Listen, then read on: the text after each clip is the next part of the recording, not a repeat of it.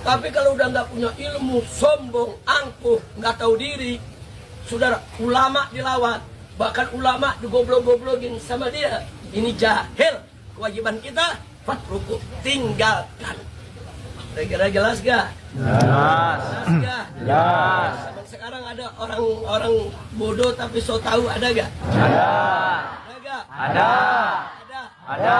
Oh, contohnya Iman. Iman al-kabur. Al-kaburi. contohnya ada artis dangdut tapi berubah jadi Islam. Namanya Pak Haji Omar. saya tanya, artis dangdut tahu-tahu jadi mufti membatalkan nasab.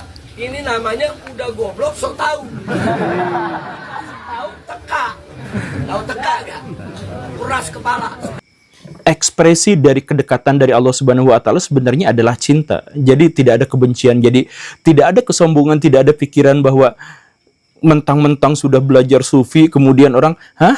Kamu masih ngomong kayak gitu? Belajar dulu sana." Gak ada pikiran-pikiran yang seperti itu. Kamu ngaji dulu, kamu tuh ngajinya di mana? Gak ada pikiran seperti itu. Gak ada pikiran merendahkan orang lain, gak ada pikiran membenci orang lain.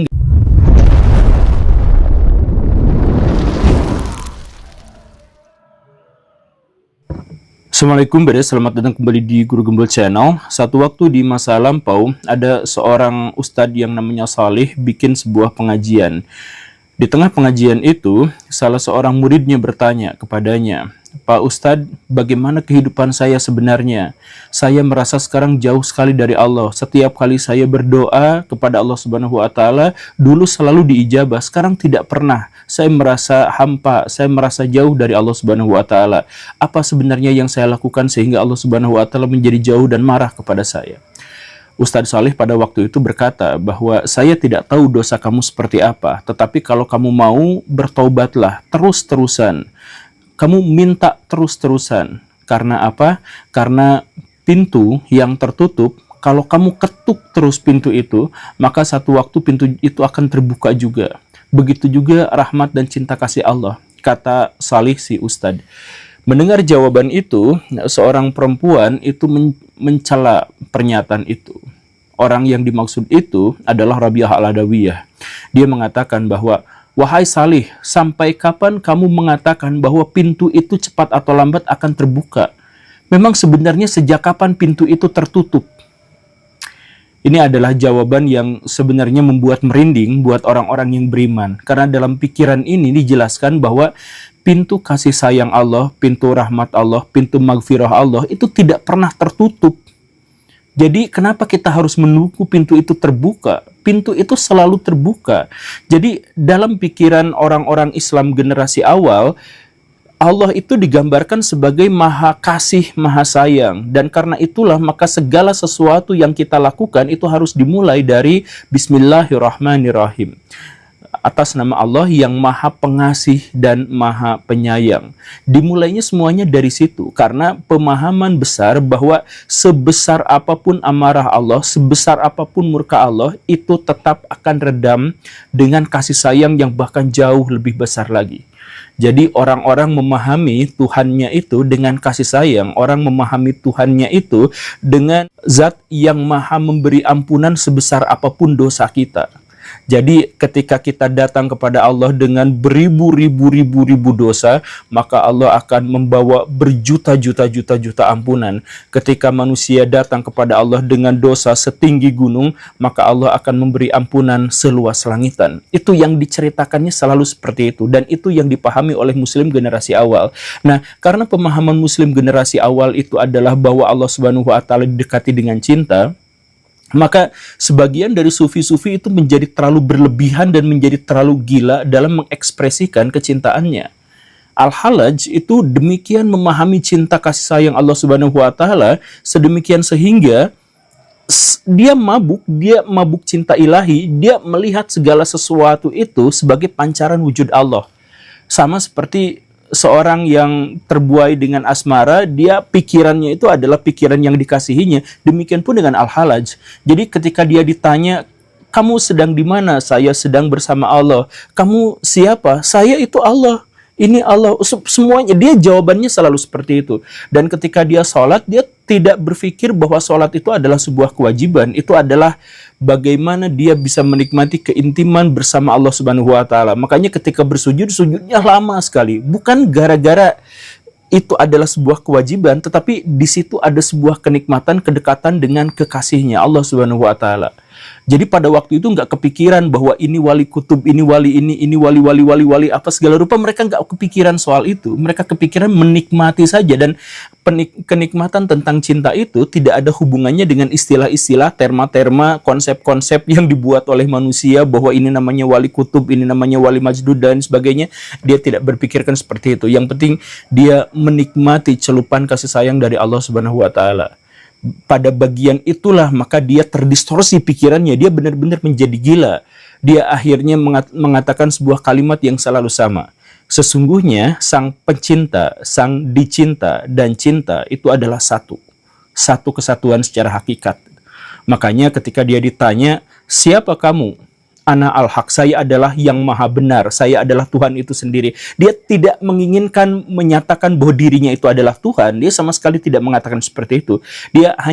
Dia hanya ingin mengucapkan segala sesuatu itu pasti adalah yang ada dalam pikirannya seperti itu gitu. Ya tapi karena dia sudah kadung gila, dia sudah tidak bisa lagi mengontrol pikiran dan hatinya, saking cintanya yang luar biasa. Ya tentu saja dia kemudian dibawa ke pengadilan dan karena ada urusan-urusan politik tertentu dia divonis dengan hukuman mati. Ketika dia divonis dengan hukuman mati, algojonya itu adalah hatersnya, pembencinya. Maka sekalian saja dia melakukan tindakan-tindakan yang jauh lebih tidak manusiawi dari sekedar eksekusi mati. Jadi Al-Hallaj dimutilasi, maaf. Jadi sebelum dibunuh kaki tangannya dipotong dulu, ejek dulu, disayat-sayat dulu dan sebagainya, matanya dicungkil, telinganya dicor, ya segala rupa yang seperti itu, hidungnya juga dipotong. Tapi ada satu kata terakhir yang terucap sebelum lidahnya itu juga dipotong. Dia katakan bahwa saya tidak pernah membenci siapapun, termasuk orang yang sekarang sedang mengeksekusi saya. Karena ketika hati saya dipenuhi oleh cinta, saya tidak akan lagi memiliki tempat untuk dendam kesumat. Saya tidak akan memaafkan orang-orang yang melakukan ini kepada saya, karena saya bahkan tidak menyakiti dan karena bahkan saya tidak membenci mereka. Jadi ekspresi dari kedekatan dari Allah Subhanahu wa Ta'ala sebenarnya adalah cinta. Jadi tidak ada kebencian, jadi tidak ada kesombongan, tidak ada pikiran bahwa mentang-mentang sudah belajar sufi kemudian orang, hah? Kamu masih ngomong kayak gitu, belajar dulu sana. Gak ada pikiran-pikiran yang seperti itu. Kamu ngaji dulu, kamu tuh ngajinya di mana? Gak ada pikiran seperti itu. Gak ada pikiran merendahkan orang lain, gak ada pikiran membenci orang lain, gak ada pikiran apa. Karena semuanya hatinya sudah dipenuhi oleh maghfirah dari Allah Subhanahu wa Ta'ala, celupan kasih sayang dari Allah Subhanahu wa Ta'ala. Beberapa waktu sebelum itu, ada sufi lain yang juga sama gilanya, benar-benar mabuk cinta ilahi. Namanya adalah Abu Yazid Al-Bustami, atau biasa dikenal oleh masyarakat pada waktu itu Bayazid. Orang itu benar-benar mengekspresikan cinta terhadap Allah Subhanahu wa Ta'ala dengan ekspresi-ekspresi yang benar-benar tidak dibayangkan sama orang lain gitu. Dia menyebut segala sesuatu dengan Allah kalau lagi gila. Dan sampai ketika dia sedang berdoa, dia sering sekali berdoa dengan ucapan yang dia sendiri mengharamkan itu. Dia berdoa dengan kurang lebih dengan kalimat seperti ini. Ya Allah, masukkan aku ke dalam neraka. Ya Allah, masukkan aku ke dalam neraka. Kemudian besarkan tubuhku sampai sebesar neraka. Sampai ia tidak lagi bisa memuat orang masuk ke dalamnya.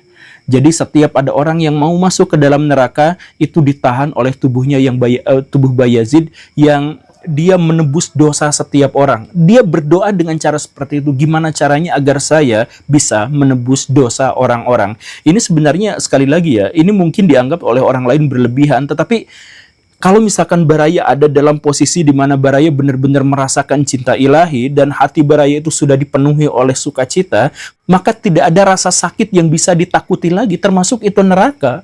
Makanya sejak Rabi'ah Al-Adawiyah itu kan sampai dikatakan bahwa saya tidak pernah takut pada neraka. Saya tidak pernah berharap pada surga.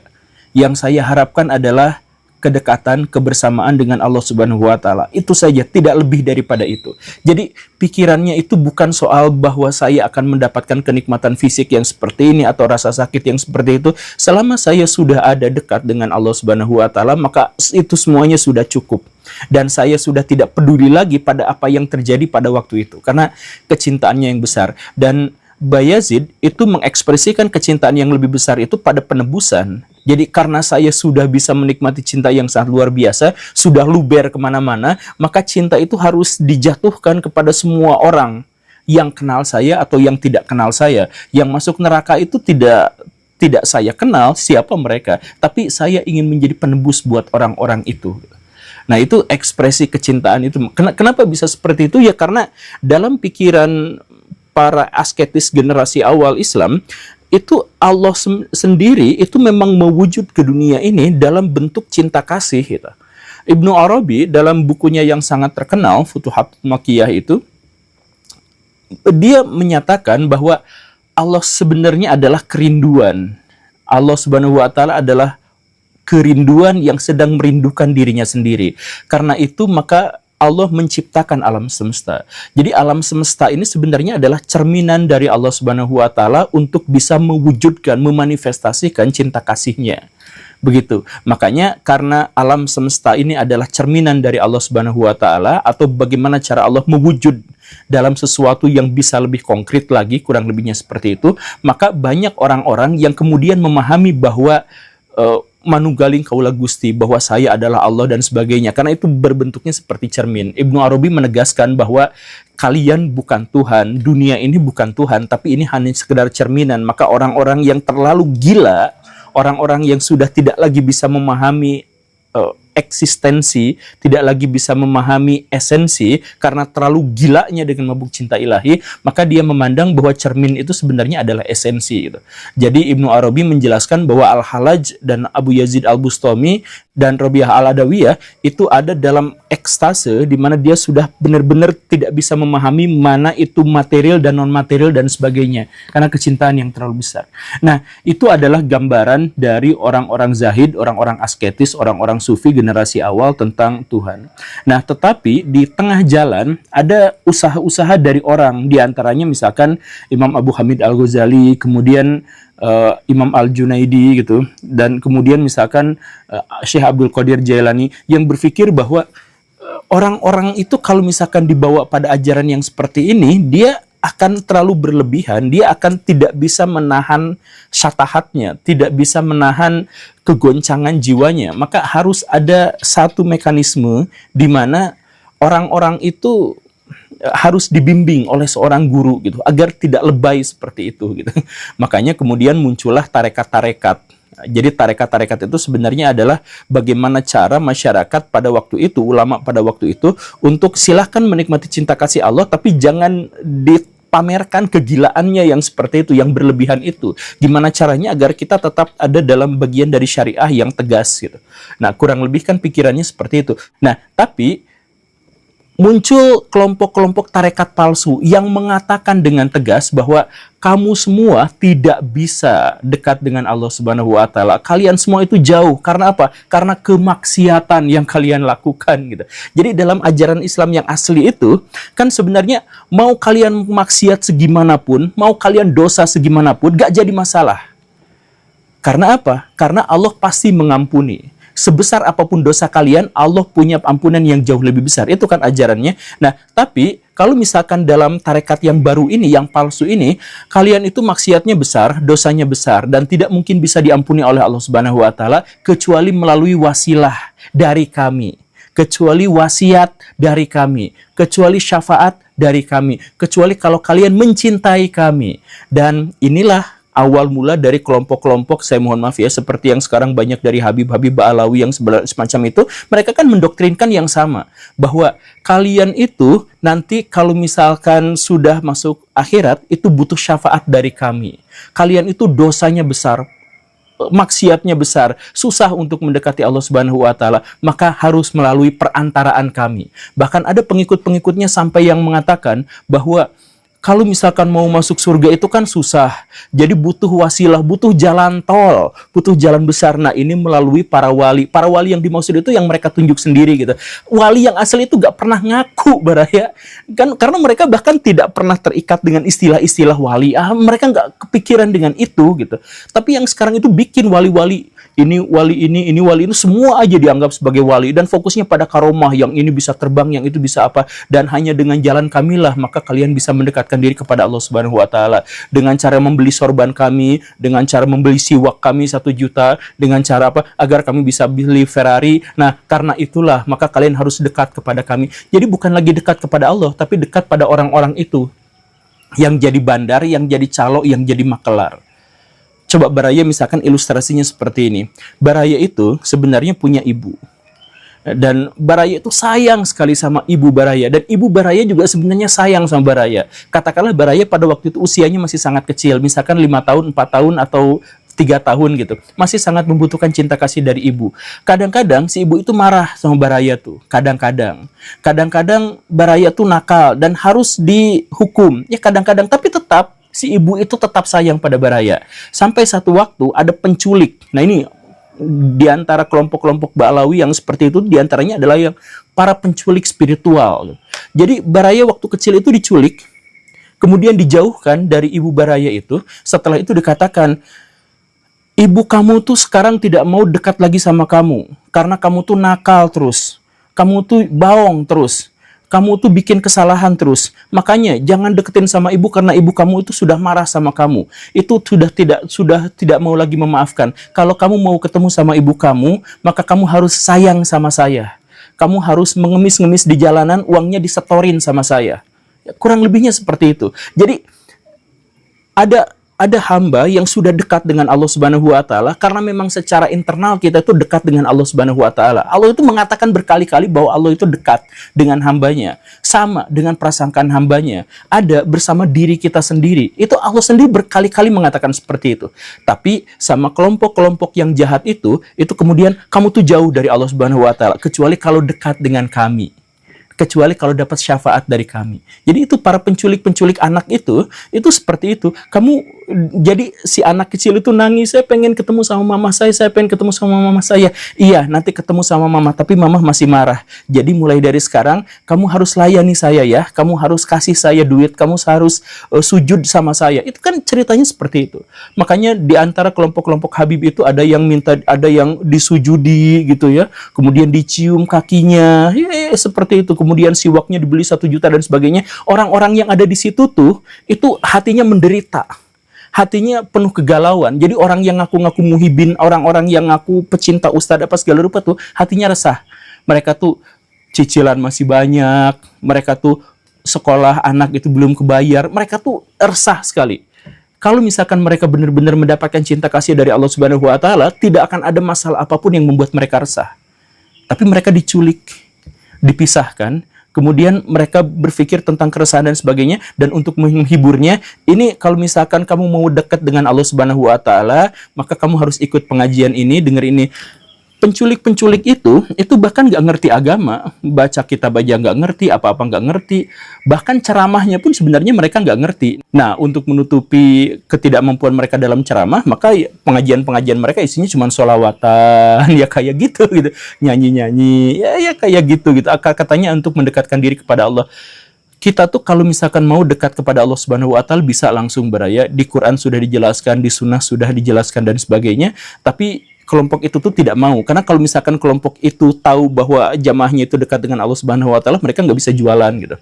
Bahkan misalkan mereka rela bikin ajaran-ajaran palsu, bikin ibadah-ibadah palsu demi agar mereka itu diikutin. Misalkan kata Allah Subhanahu wa taala, kuburan itu nggak usah diapa-apakan karena itu adalah bagian dari masa lalu.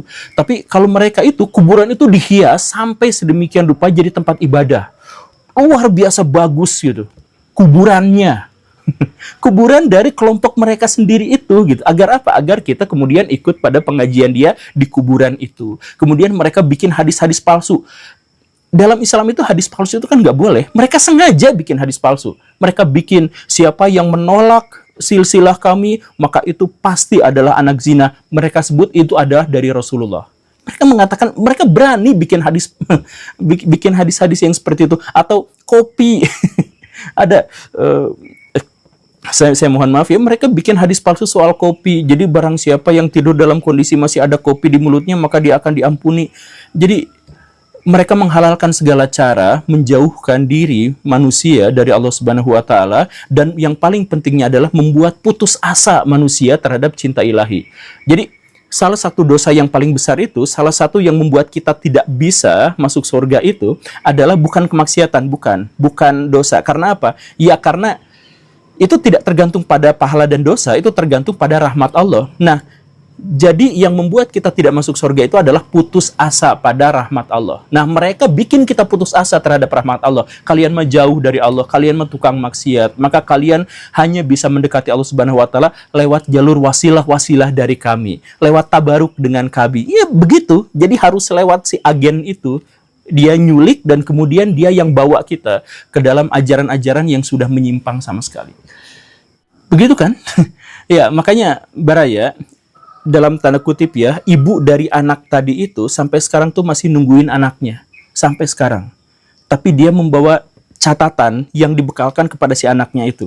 Catatan itu adalah Quran dan Sunnah. Jadi kalau misalkan Baraya baca, Baraya akan menemukan jalan langsung kepada Allah Subhanahu wa taala. Tapi biasanya kaum yang tadi itu akan melarang Baraya untuk membacanya. Jangan dibaca kalau tidak diikuti bersama guru. Nah, gurunya dari mereka sendiri. Jadi nanti mereka akan tafsirkan, akan belokkan. Seperti yang tadi itu, dalam Quran dan Sunnah dikatakan kuburan jangan dipakai tempat ibadah, mereka bikin. Kemudian pas dikatakan, kok begini? Kalian nggak tahu apa-apa, nggak ngerti apa-apa. Ini maksudnya adalah, ini tafsirannya adalah, ini logikanya adalah, mereka bikin cerita-cerita yang seperti itu. Jadi Baraya kembali kepada Quran dan Sunnah, dan Baraya akan menemukan bahwa disitulah letak kasih sayang Allah Subhanahu wa taala. Baraya bisa mengaksesnya tanpa calo, mengaksesnya tanpa wali-wali yang aneh seperti itu. Dan silahkan nikmati bagaimana dekatnya Allah Subhanahu wa taala dengan diri kita. Bagaimana setiap keresahan, bagaimana setiap ketakutan itu sudah hilang begitu saja. Dan pada akhirnya Baraya hanya berpikir bagaimana caranya agar Baraya bisa menumpahkan kasih sayang yang sangat besar itu kepada manusia yang lain, kepada lingkungan hidup, kepada hewan dan tumbuhan, kepada semuanya. Baraya nggak akan mikir soal bayar ini itu kepada para calo itu. Baraya hanya berpikir bagaimana caranya agar saya bisa memberikan kesejahteraan kepada orang lain di dunia dan akhirat. Itulah rasanya dekat diri dengan Allah Subhanahu wa taala. Sekali lagi ya, lihat catatan dari sang ibu. Terima kasih karena sudah menyimak. Saya Guru Gembul. Assalamualaikum warahmatullahi wabarakatuh.